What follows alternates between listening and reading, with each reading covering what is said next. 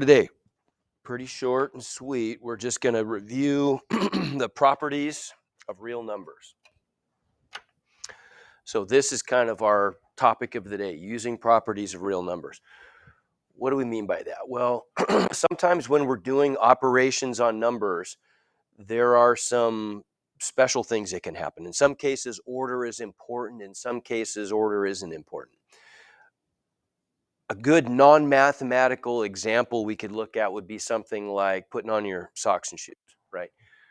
It doesn't matter if you put on your right shoe first or your left shoe first. When you're done, your shoes are on. You get the same result. So in that case, order is not important, right?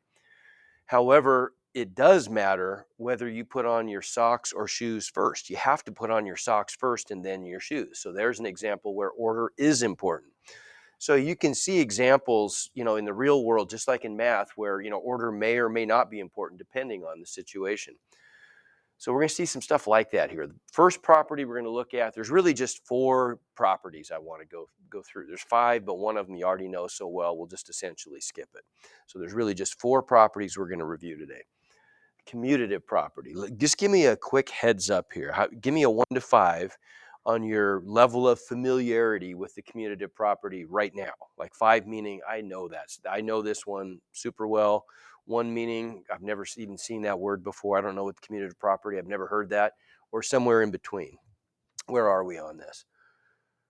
Okay. So we're kind of all over the board a little bit. That's fine. If you're already really familiar, no big deal. If you aren't, that's all right. We'll talk about it today.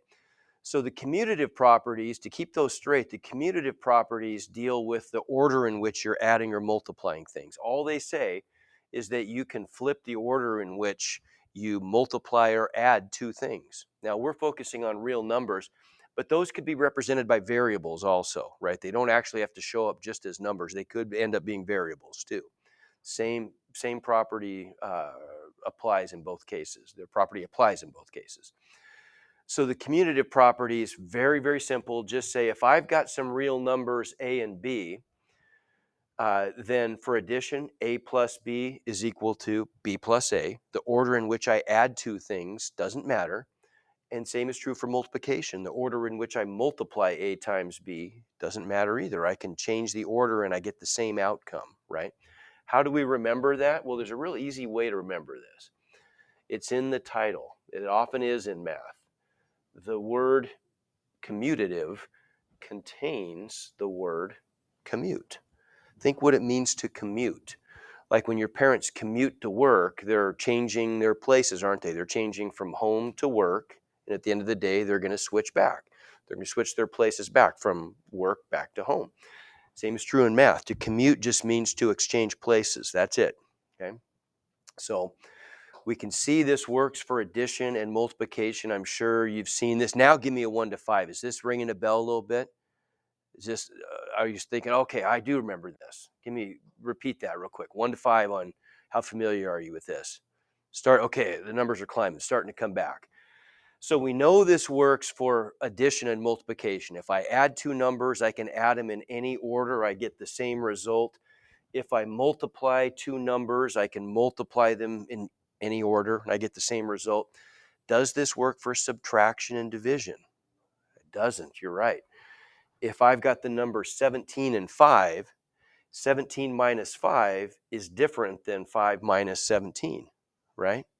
So it does matter. Order is important for subtraction. You cannot commute numbers and get the same result. What about division? Does the commutative property apply? No. Order is important, right? In this case, order matters. 20 divided by 5 is different than 5 divided by 20. So the commutative property only applies for addition and multiplication, not the other 2, right? Not subtraction and division, okay? All right, so next one. That's commutative property. The next one is the associative property. Oftentimes these get mixed up and confused, but I'll show you a way to keep this straight. For one thing, the associative property is different from the commutative property in that it only makes sense if you're dealing with more than 2 things. You don't even need it if you're only dealing with 2 things. You have to have more than 2 things. The associative property states that regrouping numbers that are added or multiplied does not affect the result. Okay, we get the same result either way. And how do we remember that? Well, there's another, again, the title gives it away. The associative property contains the word associate. What's it mean to associate things? Like, who do you associate with? What are some examples of people that, say it again? Grouping. Yeah, that's it. Grouping. Yeah, grouping. Your friends, right? Typically, you'd be your friends or your teammates if they're talking athletics, or I mean, it might be, now it's your classmates. You're all in the same class together. To associate means to group, right? So that's a good way to remember this. Associative property says that it doesn't matter how you group more than two things when you're adding or multiplying. And you guys already know this stuff. Like, what's this answer? What's 2 times 3 times 4 equal to? What's that equal? 24, sure. Somebody, how'd you get that? What'd you do? Okay, 3 times 4. There's one way to do it. We could take 3 times 4 and get 12 and then multiply by 2. So now I picked multiplication, but we could have picked addition just as easily. Whenever you're adding or multiplying, you always have to add or multiply things in pairs, don't you? You don't just automatically, nobody just looks at this and says, oh, 24, when you see these three things. You have to do it, take care of it in pieces, in pairs, right? How you choose to group up those pairs is up to you. You could group the 3 and the 4. 3 times 4 is 12, step 1. Step 2, multiply 2 times that and get 24. What's another way? Who else got this answer a slightly different way? Okay, we could do 2 times 3 first. There's step 1, get 6. Multiply that times 4 and get 24. Either way, you had to do it in 2 steps though, right? You have to multiply things in pairs. So what does the associative property say then? Well, no big deal. If we've got 3 things, real numbers, variables, whatever, and we're adding them, I can group the first 2, then add the third, or I can group the last 2, then add the first, or really there's another option too. What would that be? Yeah, you could group the A and the C first, add those up, and then add the middle one, right? We don't show that one up here, but it's there, right? Same thing for multiplication. Multiplying 3 things, we already saw that. Group the first 2, get an answer. Group the last 2, get an answer, and then multiply in each case by the other one, right? Okay, no big deal. We know that works for addition and multiplication.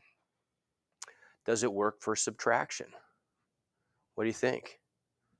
It's not going to, is it? Again, if I take the numbers 8 and 3 and 15, and I'm going to subtract and try to change the way I group those, it's going to definitely impact the outcome.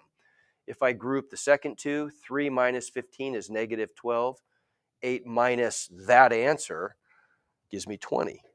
If I group the first 2, 8 minus 3 is 5.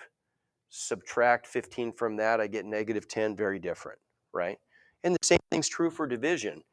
It matters. The order in which I group these things definitely impacts the outcome, right? So just like the commutative property, the associative property only applies to addition and multiplication, not the other two. Okay, give me 1 to 5 so far. How are we feeling on that stuff? Okay, good, good, good. All right, so we can sort of breeze through this one. The distributive property, you guys know this one inside and out. You've done this so many times. All this says is if I'm going to multiply something times a quantity. And again, in math, when we say quantity, we mean something that's been grouped, typically in parentheses, right? So A times the quantity B plus C, what do? How would you guys describe what you do there? Yeah, okay, good. And what would you say you just did? What did you do to the A? Distributed it, right? You guys would have told me that. You distribute the A, sure. Okay, so all we have to do is just distribute that A to both parts and we're done. Okay, no big deal. So like in this first example, A, what's being distributed? The 3 to both parts, isn't it? I'm going to multiply the 3 times the 2x, and I'm going to multiply the 3 times the y. And that's going to give me what for my first term? 6x, good, plus 3y. And that's all I can do, right? Give me 1 to 5. We good with that? Okay. Now, we can skip C. That's no big deal. We just distribute the 0.7a to both of those, right? What about the middle one, though? What are we distributing there? Okay, we're distributing -1, aren't we?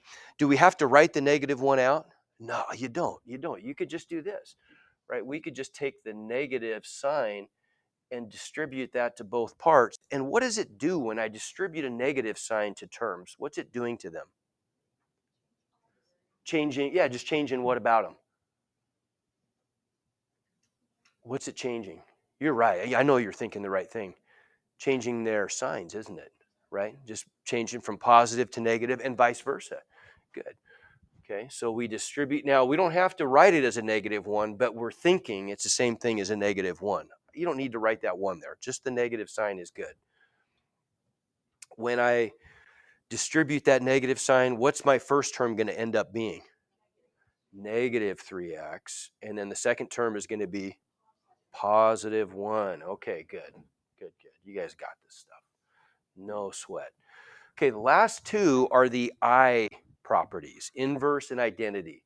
And again, these can easily get mixed up, but I want to explain this in a way where you see how they're related, but you can understand which one is which, right? It makes sense if you think about the meanings of these words. So first of all the real numbers we deal with, and there's an infinite set of real numbers, probably the two that we use the most or that are the most significant to us are 0 and 1. Okay, the others, not to minimize the others, but those two are kind of special. How come? Well, 0 is what we call the additive identity. Okay, how come?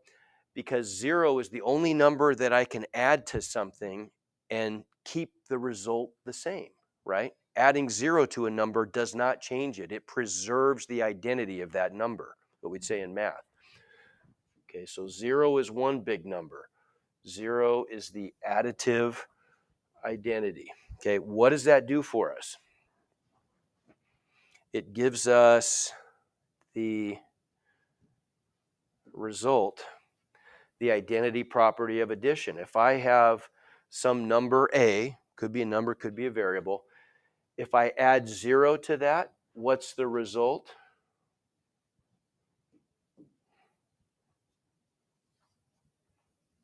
I just get back what I started with. Adding 0 doesn't change the value. You guys all knew that. No big deal, right? Okay. So what about for multiplication? Well, for multiplication, 1 is our special number. 1 is what we call the multiplicative identity. How come? Why do you think? Because it doesn't change the value. Multiplying by 1 keeps the value the same, just like adding 0 keeps the value the same, right? So then we end up with the identity property for multiplication is just any number times 1 keeps it the same, preserves the identity. Okay? No big deal. All right? So that's what we mean by the identity properties. The identity of what we start with stays the same, it's preserved. Okay, what about inverse? Now, the idea with the inverse property, we can kind of set this up. Let me do this a little differently than I did. Yeah, let me do this a little differently. Is this the one I want to move? Yeah, okay. So with the inverse property,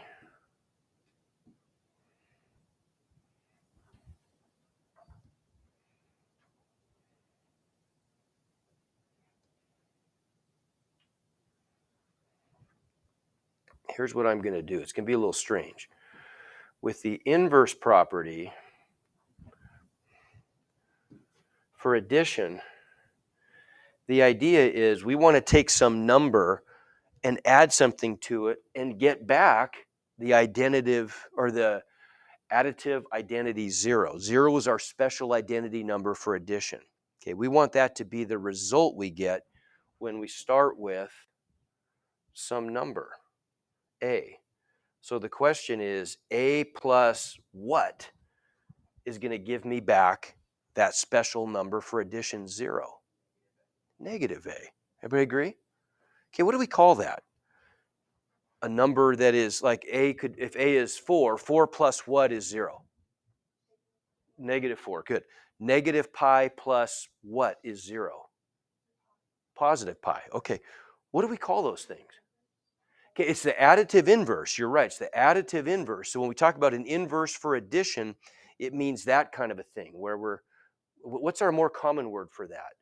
Like 3 and negative 3, pi and negative pi. What do we call those? Opposites. Exactly, right? So we can always add opposites and get 0. Okay, that's our property, inverse property for addition. Okay, what's it saying? Well, we can always, again, all we're doing here is we're adding a number. Oops, wrong. I want that one. A number plus its opposite always gives us back 0 every time. Okay, so what do we, it makes sense. What are the terms we apply to this? Well, we know that the number a and negative a are opposites. This is the inverse property of addition, and so we say that another name for opposite, these are interchangeable. Opposite and additive inverse mean the same thing. Okay,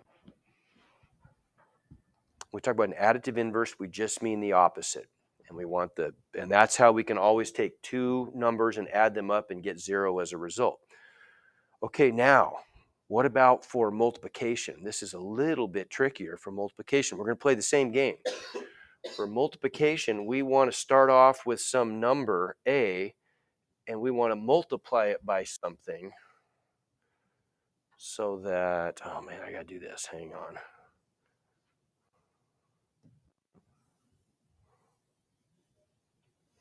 Okay. A times what is equal to 1, where a is just some number. Like, for example, you guys tell me, what is 2 times blank equals 1? And why 1? Because when we're multiplying, 1 was our special identity number, wasn't it? So we want that for our result. So we want to know, how can I multiply two numbers and get that result back, get 1 back? 2 times blank equals 1. 1/2. Okay, good. 2/3 times blank equals 1. 2/3 times what equals 1? 3/2. What do we call those things? 2 and 1/2, 2/3, and 3/2. Reciprocals, right? Now, the 2/3, it's pretty obvious. I just flip 2/3 and get 3/2. What about the 2? Well, 2 is really 2 divided by what? 1. Okay, so if I flip 2 over 1, I get 1/2, right? Okay, so we see the same kind of relationship, similar relationship for multiplication. If I multiply a number times its reciprocal, I get back the multiplicative identity 1. It works every time. Okay. So we say then that the multiplicative inverse means the same thing as reciprocal. Okay. That's what a multiplicative inverse is. What is it that we could multiply by something and get back 1? Whatever that is, we're going to call it the multiplicative inverse. It's just the reciprocal. Again, they mean the same thing. Okay. Give me 1 to 5 on that. Does that make sense? Okay. Quick review. I know our numbers are climbing, and I want to just get you on the assignment and get you working on it. And that's how you'll really cement this. Just quick review. Let's see it all at once. Commutative property, piece of cake, right? For addition, I could take two things and I can switch or commute the position of those things, and the sum is the same either way. A plus B equals B plus A. Same for multiplication. I can commute the position of two factors that I'm multiplying together. A times B, same thing as B times A. Associative property. If I've got more than two things, I can group those in any order I choose for addition or multiplication, and I get the same answer, right? Distributive property, yeah, you guys know that. You know that one inside and out. Okay, the identity properties and the inverse properties. These are probably the trickiest ones, right? So here's the pattern. So we say the additive identity is 0, right? So some number plus 0 equals itself, right? That's the identity property. What's the inverse property? The inverse property is saying, okay, that special identity number, what would I add to a number to get that as a result? It's opposite, or it's additive inverse. Additive inverse, opposite, same thing. Okay, see how they're related? The number that's important in the identity property is also the number that we're trying to get in the inverse property. Same for multiplication. Okay. The multiplicative identity is 1, right? Any number times 1 equals itself. In the inverse property for multiplication, we want to multiply a number by something and get that result. What do you multiply the number by? It's multiplicative inverse, which just means reciprocal. Okay? I think you got it. Here, let's try. There's one example I want to just go through, just to bear with me for 1 second. If I'm multiplying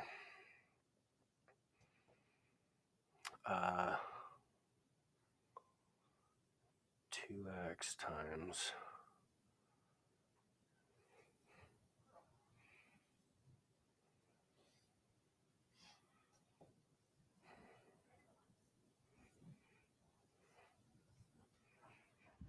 okay, you guys tell me, what property did I just illustrate there?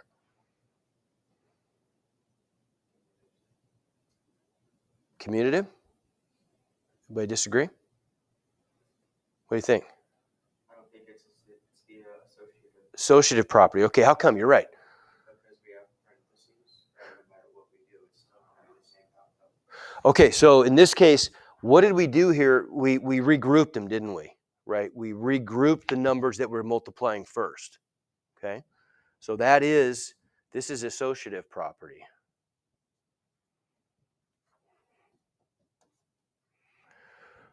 Okay, let's look at something very similar.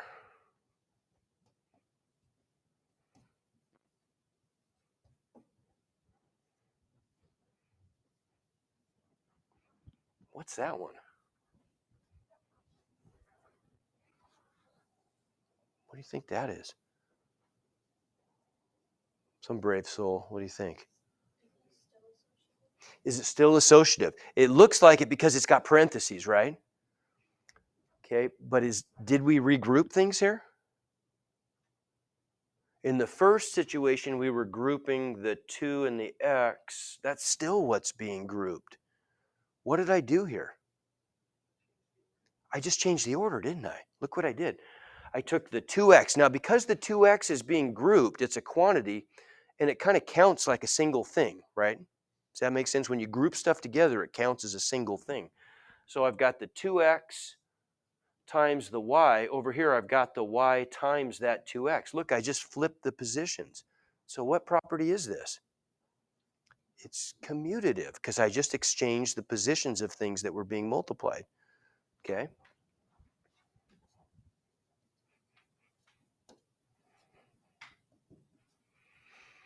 Okay, give me 1 to 5 on that one. Or just give me thumbs on that one.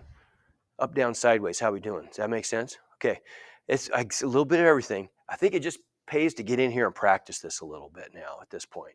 And probably the best, quickest way to do that is jump into the assignment. Once you guys jump in, you got a little time left. Get questions answered, please. If you have any questions, bring them up. We'll have a little work time tomorrow also.